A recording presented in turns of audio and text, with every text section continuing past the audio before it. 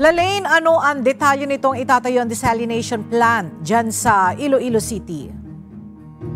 Itong desalination plant ang isa sa pinakamalaking desalination plant na itatayo ng lokal na pamahalaan dito sa Iloilo City. Kaya nitong i-convert ang salt water o ang tubig mula sa dagat at ito ay magiging potable water o maaari ng mainom.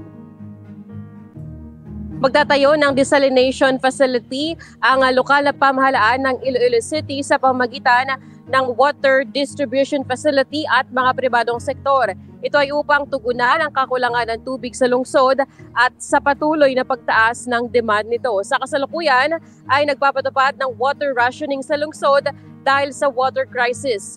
Ang desalination facility ay ang pinakamalaking desalination plant sa bansa na kayang mag-supply ng hanggang 66.5 million liters per day ng malinis at maiinom na tubig. Inaasahang makikinabang dito ang nasa 50,000 na households sa Iloilo City, pati na rin ang mga commercial at industrial use. Ganon din ang iba mga lugar tulad ng Oton, Santa Barbara, Cabanatuan, Maasin, San Miguel, Pavia at Leganes. Sa pamamagitan ng state-of-the-art na desalination plant, ang tubig mula sa dagat ay maaari nang mainom sa pamamagitan ng prosesong reverse osmosis.